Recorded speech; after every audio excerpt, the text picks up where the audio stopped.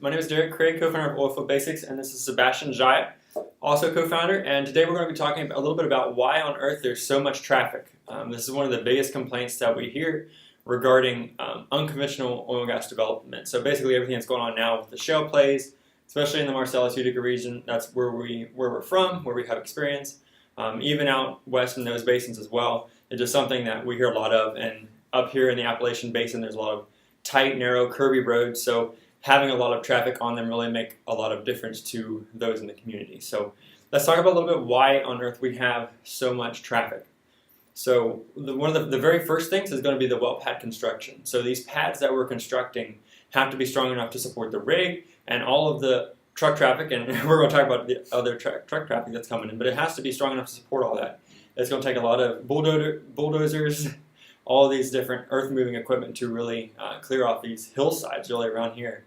Even in Texas, it's more flat and everything, but you still need a lot of equipment to build these pads. There's a lot of very specific requirements that these must meet. Have to have special drainage and all these things, so it takes a lot of trucking traffic, and that takes a while itself. So then after the well pad's been built, then the drilling rig can move on location. And so the rig up process, or when the rig is moved onto the well pad, is a very sometimes lengthy process, but it also takes a lot of truckloads. And so you have the derrick of the rig.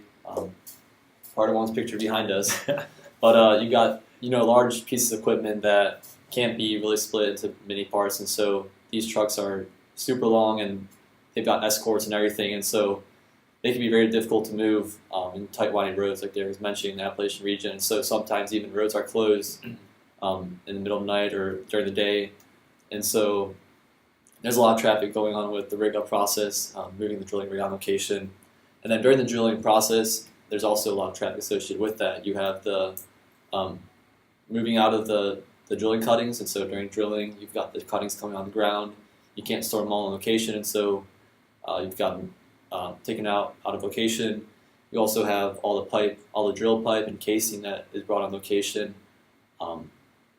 Initially drill pipe at first, so the well can be drilled, but also the casing and also cementing processes that come with drilling, all the multiple strings. And so all those also bring a lot of traffic to the drilling well pad.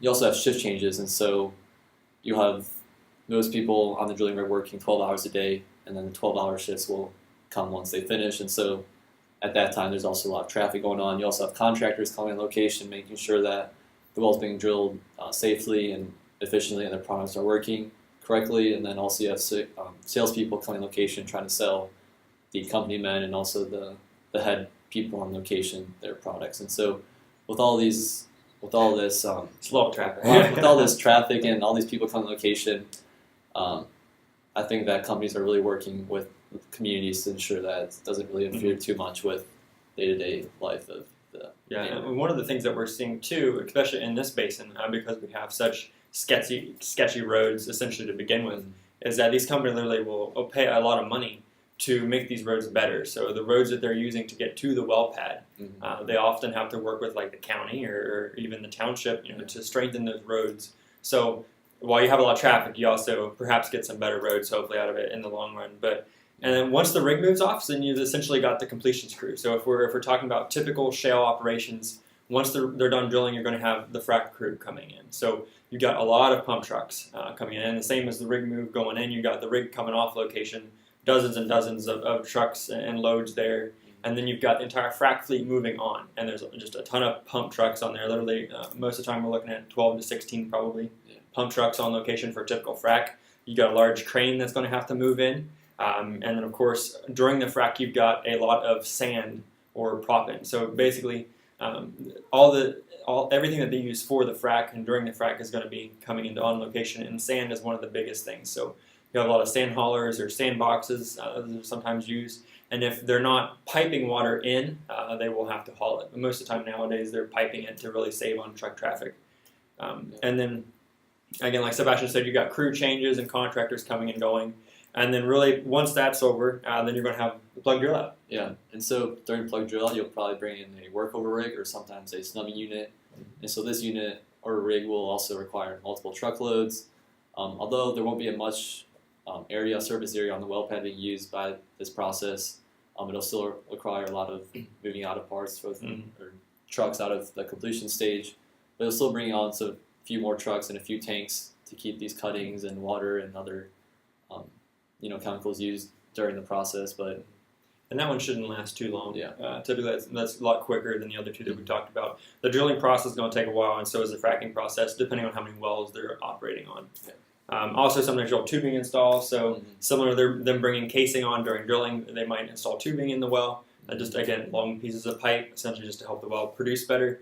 And then also after this, then you've essentially you're bringing your well into production. So then you've got to bring all your production equipment on site. So huge separators, any tanks, stock tanks, any type of metering equipment, anything else that is required for the production side of things. So you've got combustors, all these different things on a production pad, and you've got to bring them in, deliver them, and then sometimes they even have a temporary crew with bigger tanks and bigger separators when they're first bringing a well online because of the high rate. So you have a lot of the production, things are going to start slowing down. You're in the later phases, but then once you start bringing them well in production, you're going to have to haul off the fluids. So the gas will go into a pipeline, hopefully. If not, then, anyways, you still have the liquids to deal with. So you've got definitely water. You may or may not have condensate or oil, and if you do, you're going to have to haul all that off. So all the liquids have to be hauled off. Any natural gas liquids, NGLs, anything like that is going to have to be hauled off location by truck. So you're going to have a lot of truck traffic. That will decline the longer that well is around. Yeah. Just as a well produces longer, it's not going to produce as much as it did day one. And so you're going to have a lot less traffic eventually. So the bulk of the traffic and congestion is over at this point. So you're about ready to have to worry less about traffic. But hopefully this kind of helped give you a little bit of an overview, help you understand why on earth there's so much traffic. And of course, this is just for one well pad. Yeah. If you've got multiple people drilling in your area, you're in for the long haul there. But hopefully you're going to be getting some royalties off the well or something to kind of help you through it. But again, like we said at the beginning, this is essentially the largest complaint that we hear, and hopefully understand it more and have a little more patience towards it. I don't know, it's kind of tough to deal with. But anyway, so thanks for watching another one, and we'll catch you in the next video. Yeah.